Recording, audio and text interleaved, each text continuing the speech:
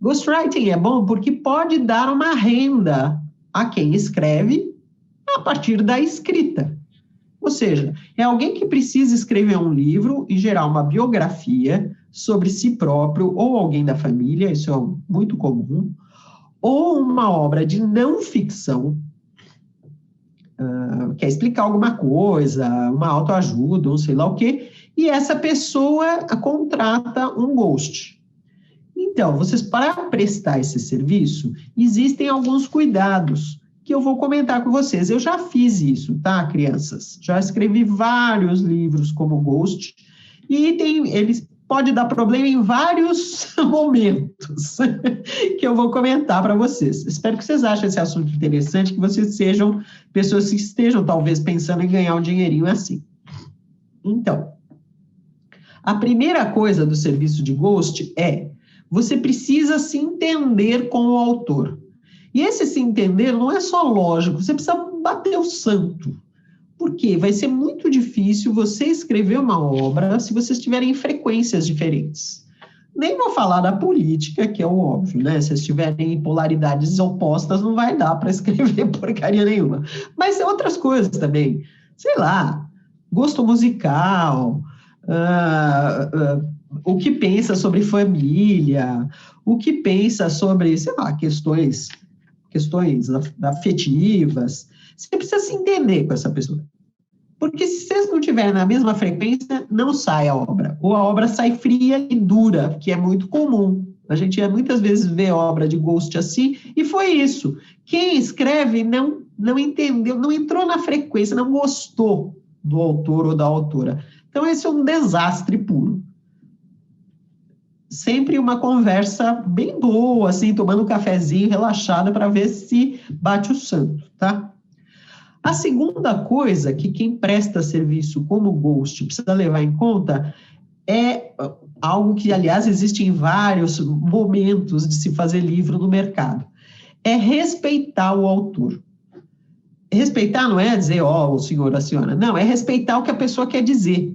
Você não pode mudar o que a pessoa quer dizer. Então, quem trabalha como ghost tem que captar o que a pessoa realmente quer dizer e não mudar. Não, você não pode pôr a sua opinião. Você tem que pôr a opinião da pessoa. Você está como ghost é fantasma, não aparece. Não aparece nem nas opiniões. Você só vai pôr a sua opinião se a pessoa aceitar a sua opinião, gostar dela e disser para você pôr. Laura, né? Vaidoso pode ser ghost? Não. Quem quer aparecer não pode ser ghost. Quem quer se expressar acima de tudo não pode ser ghost. O ghost tem que ter um pique humilde. Humilde assim, humilde culturalmente, né? Pode saber o que está fazendo, mas não pode se impor. Aliás, isso em qualquer momento, né? Revisor também não pode fazer isso, preparador, editor, ninguém pode se impor acima do autor, né, gente? Então, trabalho de ghost, pelo amor, sem interferência no conteúdo da pessoa. Eu falo isso porque eu já vi desastres acontecerem, né? Aí, se você vai prestar serviço, você precisa checar se a pessoa tem o conteúdo. Por quê? Tem muita gente que diz, minha vida dá um livro, todo mundo vive dizendo para eu escrever um livro. E, às vezes, a pessoa passou por muita coisa, mas ela não sabe contar. Ela não tem os detalhes na cabeça, ela não lembra direito, ela não sabe dizer a você o que aconteceu com ela. Isso pode parecer um absurdo dos absurdos, mas como eu disse a vocês, eu já fiz trabalho de ghost, né? Eu me lembro uma vez que uma pessoa me chamou, era uma pessoa extremamente importante dentro de um hospital importante de São Paulo. E, de fato, essa pessoa tinha tido uma vida assim, tinha nascido no Ó do Borogodó, do interior do Amazonas, tinha alguns problemas físicos e conseguiu ser uma médica importantíssima, chefe, não sei o quê. Só que ela não sabia contar. Ela queria que eu lesse mentes. Ela não sabia dizer como é que era a casa dela, como é que eram os avós, como é que era a escola, como é que ela ia à escola. Ela não lembrava.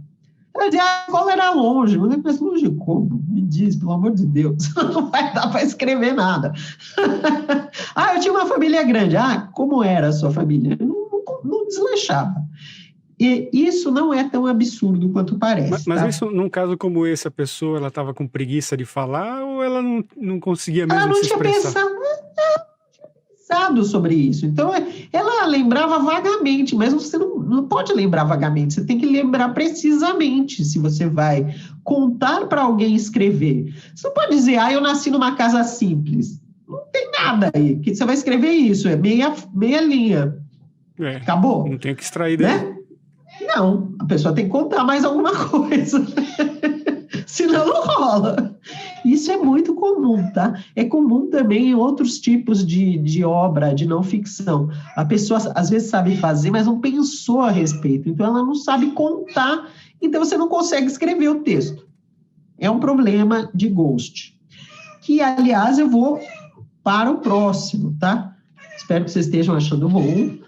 Mas é assim, se você vai prestar serviço de ghost, você tem que checar o quanto a pessoa tem o conteúdo ou na cabeça, ou já escrito, ainda que mal escrito, ou organizado em papeladas, documentos, fotos, sei lá o quê, para ser fácil para você. Se a pessoa diz, não, a minha vida dá um livro, mas ela não organizou nada e ela não lembra direito, você vai ter um trabalho 10 vezes pior, porque você vai ter que ficar extraindo dela a saca-rolha. Então, você tem que julgar. Se a pessoa tem tudo organizado, inclusive já escreveu uma versão, melhor, mais fácil. Se a pessoa não escreveu nada, e ela só vai ter que falar com você, mais difícil. Se você não só vai ter que falar com ela, mas você vai ter que falar com outras pessoas para completarem a história, porque ela não lembra de metade, mais difícil ainda. Então, vocês, ao dar um preço, você tem que levar em conta do quanto você vai ter que trabalhar, não é único. Então, escrever uma biografia é 10 mil reais? Depende.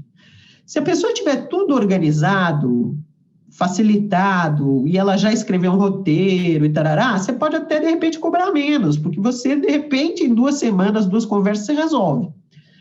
Se ela não escreveu nada, não lembra, você vai ter que falar com o irmão, com o pai, com a filha, senão não vai completar, não lembra as datas, está tudo uma bagunça na cabeça dela, não sei o quê. Pode enfiar mais preço, porque vai dar bem mais trabalho.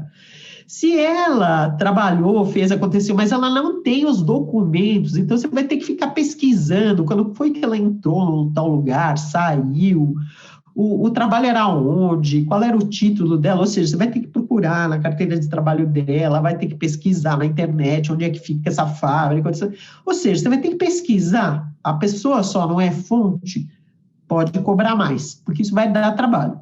Então, quanto mais trabalho der, mais você cobra. Espero que eu esteja explicando o suficiente para vocês conseguirem se entender como ghosts. Então, dá para você sair por aí se oferecendo? Dá, mas não tenha um preço fixo, tenha um preço calculado a partir do trabalho que você presume que vai dar. Então, se a pessoa tem tudo organizado, a fonte está tudo lá, você sente que vai ser fácil extrair tudo, pode ser um preço mais próximo de 7 mil, 5 mil. Se não tem, vai indo em direção a 50 mil, tá? Não costuma passar de 50 mil, aliás, mesmo 50 mil é bastante. 20 mil é um preço razoável para se cobrar por ghost, mas é isso, tem que depender de ser possível ter acesso aos dados, tá? Agora, uma coisa importante, né, Laura? Você fala assim, 20 mil, 50 mil, aí vai começar a rodar um monte de cifrãozinho nos olhos das pessoas aqui, ó. Mas por isso que eu estou falando disso, porque ficam me perguntando a todo momento, ficam recebendo e-mail disso, como é que eu faço, quanto eu ofereço e tal. E existe contrato que você pode baixar online, tá, gente? Contrato padrão para serviços de ghost. Existe isso, você acha na internet.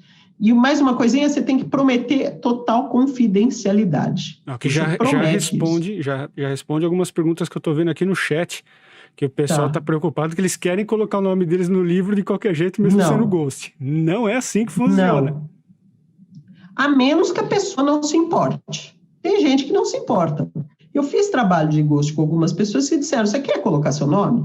Você quer colocar na página de rosto, ou quer colocar na capa? Às vezes a pessoa não se importa, porque como ela, obviamente, eu trabalhei com um homem de negócios, era óbvio que ele não ia escrever. Então ele estava nem aí, ele, tá bom, pode pôr, pode não pôr, né? Tem gente que é assim. Agora tem gente que não quer, que quer fazer de conta que ela escreveu o livro, então aí você não pode mesmo, não entra. Tá? E ghost, outra coisa importante que eu acho que é legal a gente levantar aqui, Laura, que um ghost, ele não vai receber participação pelas vendas, a não ser que isso seja expressamente combinado em contrato. Mas a praxe do mercado não é o ghost ficar recebendo nenhum centavo pelas vendas do livro. Bem lembrado, bem lembrado. Mesmo quando presta serviço para a editora, tá, gente? A maior parte dessas biografias de famosos são feitas por ghost, mas as editoras não costumam pagar porcentagem para o ghost. O ghost ganha um preço fixo por fazer aquele trabalho, e ponto final. Entregou o trabalho, um beijo, abraço, vai para a próxima.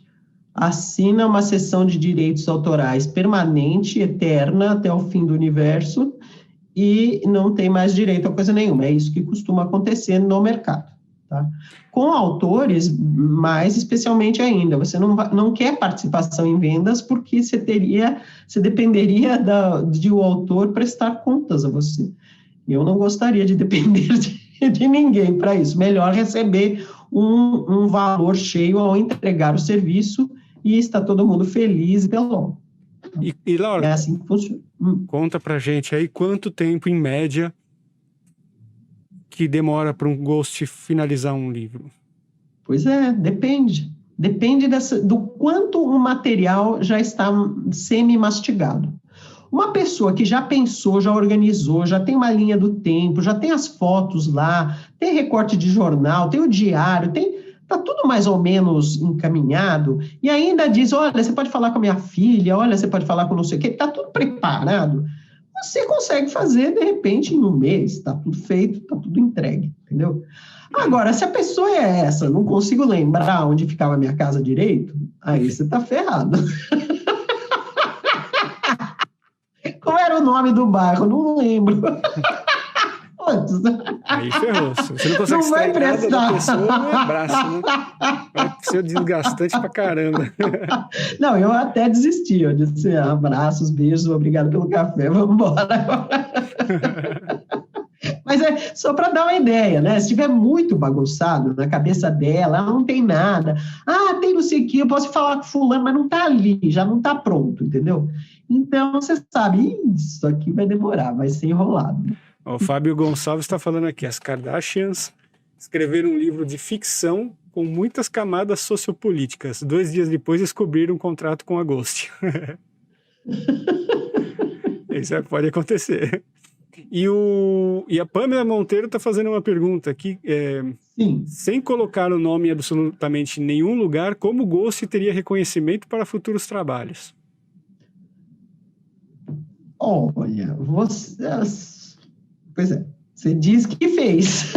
Você diz que fez. Olha, fiz uma biografia de um empresário, fiz também de um cantor, e fiz de um senhorzinho que tem 98 anos.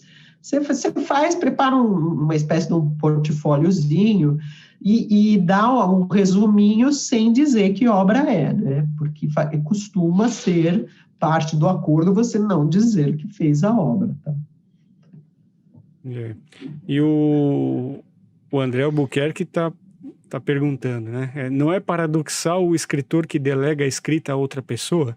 Nas biografias de famosos dá para entender, mas se fizer sucesso, vai continuar plagiando o Ghost? Na verdade, Ghost ele vai trabalhar com não ficção, né? Isso. Você não vai contratar uma pessoa para escrever uma ficção para você. Exatamente. Aliás, é bem lembrado, Sidney, que tem muita gente que diz, eu tenho uma ideia e eu quero que alguém escreva a história. Não existe, tá? Não existe ghost de ficção. O que existe na ficção é colaboração, ou seja, duas pessoas trabalharem juntas para criarem um texto de ficção, mas aí as duas precisam ser escritoras. Não tem essa de um tem a ideia e o outro escreve. Não tem, tá, gente? Não rola. Em ficção não tem ghost. Só tem em não ficção. O que é não ficção? Eu vou escrever um livro sobre finanças. Tá, eu posso contratar alguém porque eu entendo de finanças, mas eu não sei escrever. Então, posso contratar alguém. Eu vou escrever um livro sobre, sei lá, mercado imobiliário. Eu entendo horrores de mercado imobiliário, mas não entendo bolacha de escrever. Contrato alguém para escrever as minhas ideias sobre o mercado imobiliário. É assim que funciona, como biografia. Né? E outra questão que eu acho muito importante, né, Laura? Ser ghost pressupõe que você escreve muito bem, né? E não só isso, né, Sidney? Você precisa, claro, escrever sem erros, óbvio, mas você precisa ter flexibilidade. Isso é uma das características de escritores que prestam serviço, ou seja, você tem que entrar na frequência da pessoa. Então, se a pessoa é toda formal, você tem que produzir uma escrita formal. Se a pessoa é toda descoladinha, você tem que produzir uma escrita descoladinha, né? Você não vai pôr a sua forma de falar na pessoa. Você tem que, inclusive, prestar atenção no vocabulário, nas expressões, para colocar aquilo no texto. Você não vai se colocar, você vai colocar a pessoa. É um trabalho. Quem faz bem costuma conseguir novos trabalhos, tá? Rola. Pois é. E além disso, né, você tem que ser uma pessoa... É importante que você seja uma pessoa paciente e você não seja uma pessoa de ideias confusas, né? Porque, assim, de ideias confusas já tem o autor que não está conseguindo escrever o texto. Em geral, é verdade.